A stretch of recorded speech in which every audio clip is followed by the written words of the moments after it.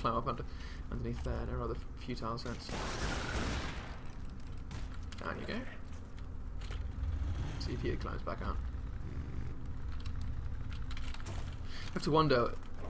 I mean, again, I know it's unfair to ask these kinds of questions, but imagine you were a mine.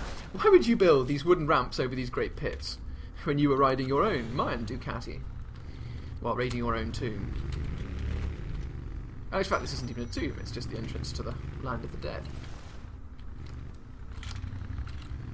So a wise man once said, if you don't want people to go somewhere, don't build a bloody entrance. If you don't want people to raid your tomb, don't give it a fucking entrance. Classic mistake. Instead of making it very hard to get in, make it impossible to get in. Although I think certainly with the fairies there's a vindictive element of, I know the tomb robbers are going to turn up eventually because our tombs are so bloody obvious. So let's at least make them suffer with the occasional trap and labyrinth.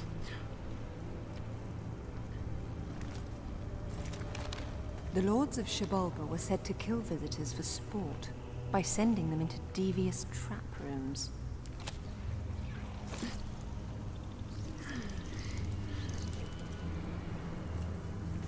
Devious trap rooms, eh? This sounds rather like a perfect excuse for a game to put in trap rooms. Oh, really?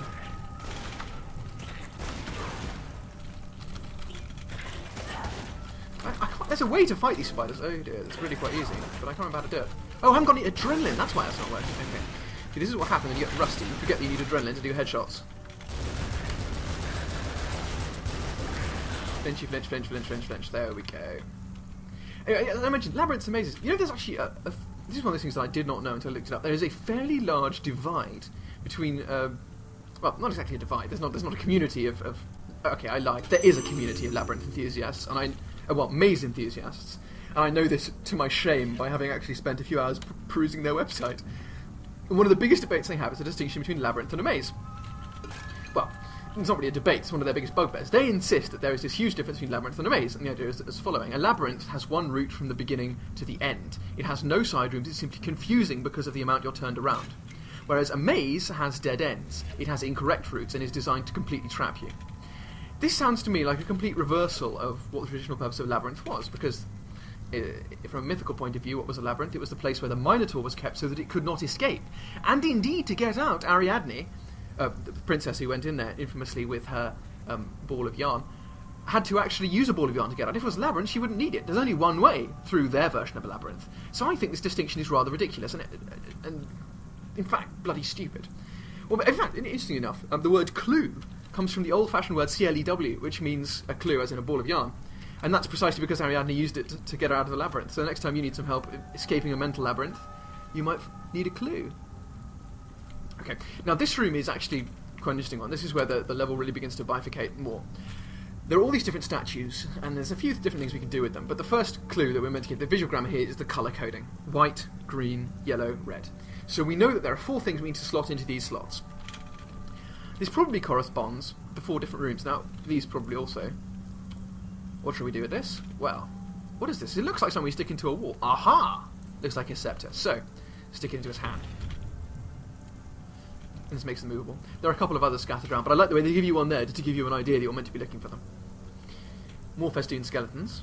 You can also see that at the top. So this whole room is in fact incredibly complicated from the point of view of navigation. There are so many navigatable surfaces in here. And there are several different ways we can go. The first obvious way, up through those steps to there. Although, we'd have to open that door first. Grapple, going up there, which would eventually presumably take us to that door. There's chimneying up this gap here to finally emerge out there and presumably go onto the upper surface of that up there. Then go to that one. I hear a spider. There's also a treasure, I think. There. I don't know why that thought suddenly struck me, but it did, so let's have a look for it. By the way, you might be saying, if this game is so short, why is it taking you so bloody long? Well, the answer is because A, I haven't done it recently, and B, I can't remember where everything is, which is really my fault, given I played the game twice or something. Come on, grab hold. There we go. Oh dear. You see, and that's another classic example. I probably made that mistake before, but I was sure that in the grammar of... Oh, no, that's not a grabbable ledge. Okay, well, the nice thing is that you at least get to keep the treasure that you've picked up. And in fact, it's probably a good thing that I died, because it gave us some health back. So I'm going to spin that as being completely intentional. Okay, where were we? Yes, with these fellows. Returning there, what's it? Some of these are grabbable at the back, I recall. Yes. Anyway. All this talk, and I still can't remember what I'm meant to be doing. Oh yes, some of these can be slid in. You can see that this is in the way, but that... Oh, sorry. This is in the way of the sliding, and that this surface is grabbable at the back. Whereas others of these, such as... Oops. This one, completely smooth at the back and has no funnel, so presumably you can't push that one in. And you'll notice that the pushable ones correspond with the holes in the floor. Aha! Now this is where the bicycle reveals its true purpose. Or motorbike, sorry, not bicycle. Although I suppose motorbus... never mind.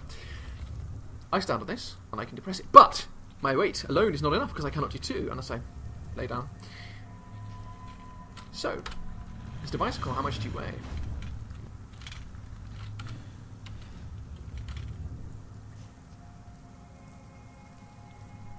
Have I completely failed?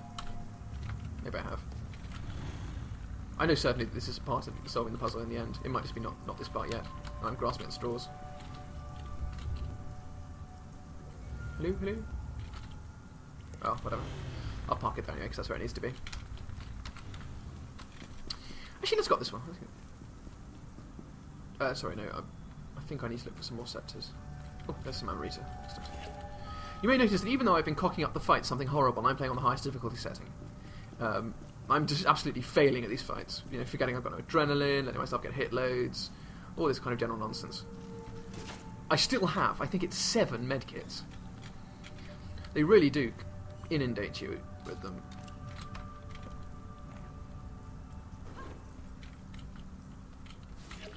Again, another one.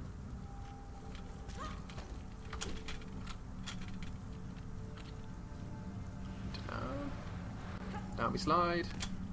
The jump. I can't get up here yet because this door is, as you might have guessed, needs to be open. But this gives you an idea of roughly how the room operates. All these various different surfaces do to each other.